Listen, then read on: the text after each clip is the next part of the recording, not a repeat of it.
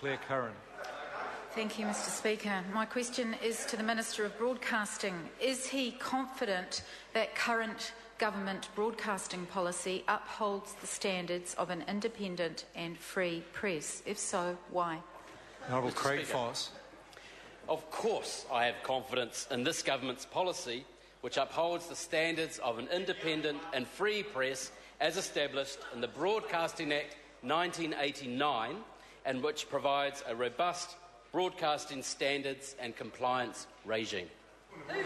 Point of order, Grant Robertson. Well, it's a primary question, Mr Speaker, and it does have two parts. The second part was not addressed by the Minister. The member raises a fair point. It is a primary question it asks, and the Minister answered the first part that he is confident, but he didn't actually say why. The Honourable Craig Foss.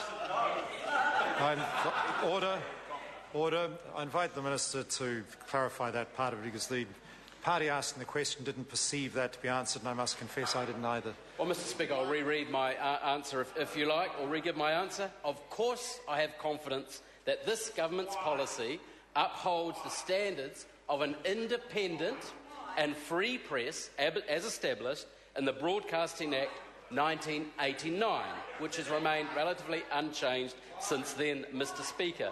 That provides a robust broadcasting standards and compliance regime. That is why, Mr Speaker. Point of order, Grant Robertson. Just repeating the same answer which you ruled wasn't satisfactory doesn't actually answer the second part of the question. Order. I may be wrong here, but I thought the Minister actually added a little bit towards the end of that, and argued that because the regime as set out in the Act was being, in his view, being complied with and had not been changed, that is why he had confidence in the upholding of the standards. So I believe he did answer that question. Clare Curran. Thank you, Mr Speaker. Supplementary. How was it upholding the standards of a free and independent media for TVNZ to direct its fair go journalists not to report stories which criticise their advertisers? The Honourable Craig Foss. Mr Speaker, TVNZ is an entity in its own right, and as I noted the other day, I am quite comfortable that Fair Go has always given its participants a fair go. Clare Curran.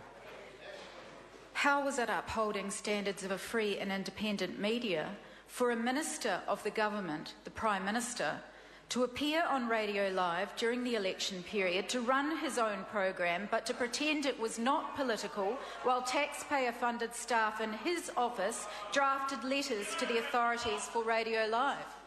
The Honourable Craig Foss. Mr Speaker, look, that's an incredibly long stretch. If that member wants to talk about freedom of press and influence, I suggest she talks to her colleagues who were the architects of the Electoral Finance Act, which was described. Order. I'm not sure that supplementary question asked anything about the Electoral Finance Act. In answering the question, all the Minister said was that is an incredibly long stretch. Now, I don't think that represents much of an answer at all. Before the member gets into attacking the opposition, he should at least, if you got no problem with him doing that in this political house, but he should give a good answer first before attacking the opposition. The Honourable Craig Foss. Mr Speaker, I understand that member raised those issues with the BSA at Select Committee last week and has discussed those issues, and the BSA is an independent and separate entity from the government. Mr Speaker, this member, this minister, this government does not influence or try to influence decisions of the BSA. Mr Speaker, I note that members on the other side were architects to an act which the Press Council themselves describe as a chilling effect on public debate in New Zealand. That's right. Clare Curran. How was it upholding the standards of a free and independent media for a Minister of the Government, the Prime Minister, to call in the police to hound news agencies over the tea tapes after the Prime Minister's media stunt went wrong?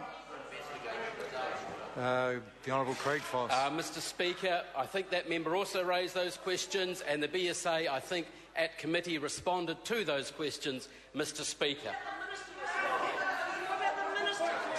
Point of order.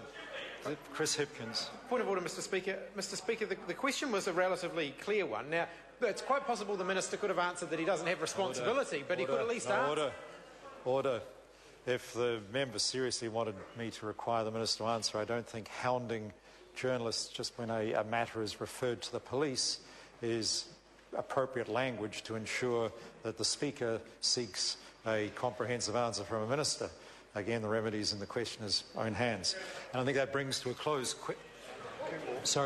Further supplementary question, Clare Curran.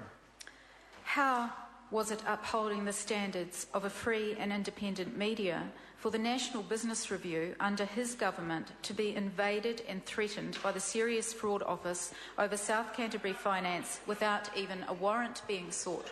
Order. I'm not sure this Minister has any responsibility for the Serious Fraud Office. And I'd have to rule that question out of order. This Minister has no responsibility for that. As far as I'm aware, I may be wrong there, but the member does have a further supplementary question.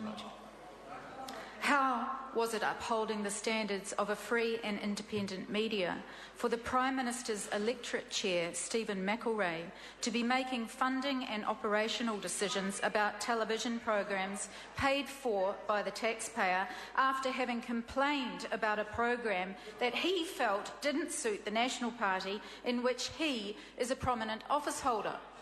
The Honourable Craig Foss. Mr Speaker, I note that decisions regarding programs and working groups of New Zealand on Air, those decisions are made unanimously. So the disgraceful accusations and aspersions that that member puts on individuals on New Zealand on Air reflects on every member of New Zealand on Air, of which 3 were appointed by the previous Labour government. Order, and that does bring to a close questions for oral answer today. I call on Government Order of the Day number 1. Mixed Ownership Model Bill, first reading. The Honourable Tony Ryle. Mr Speaker, I move that